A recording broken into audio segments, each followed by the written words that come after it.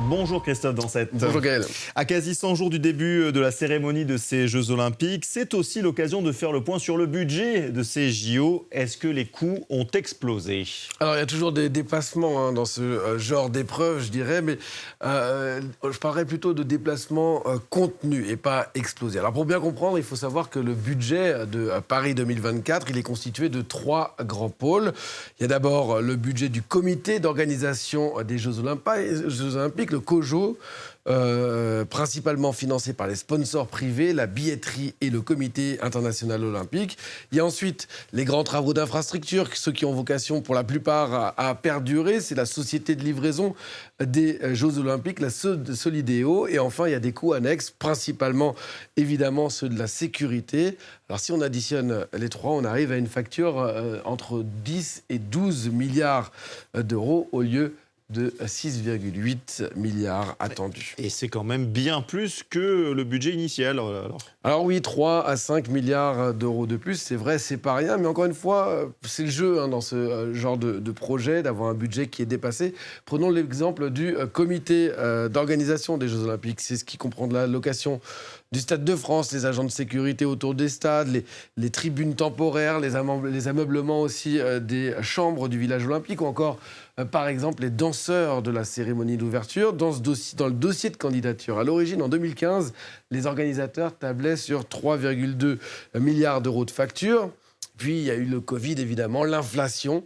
Et finalement, le coût, il est dépassé. On sera à près de 4,5 milliards d'euros. C'est la même chose pour les travaux. L'inflation, elle est passée par là. Les matériaux de construction, pour ceux qui font les rénovations d'appartements chez eux, l'ont constaté. Ça a beaucoup augmenté.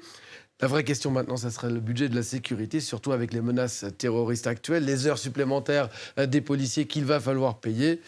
Mais au final, on peut quand même dire qu'on est sur des jeux qui finalement sont assez peu chers. Si l'on compare avec les éditions précédentes, est-ce que les JO de Paris sont moins chers? Alors on va prendre quelques exemples.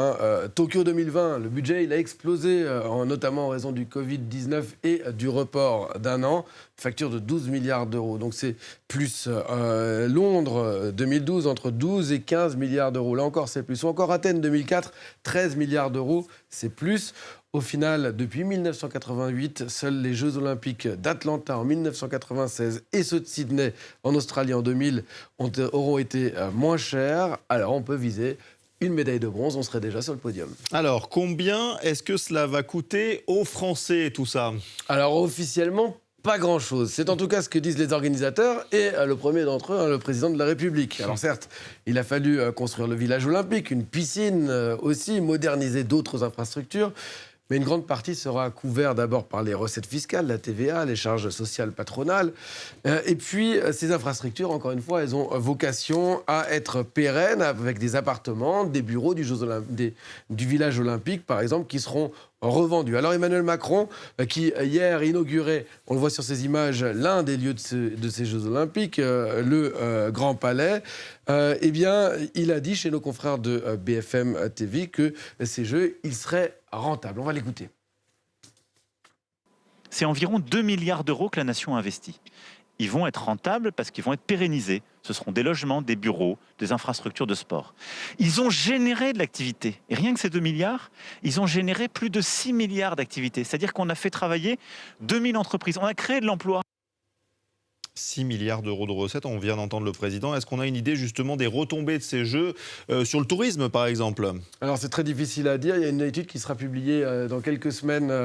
Pour l'instant, on table entre 5 et 10 milliards d'euros.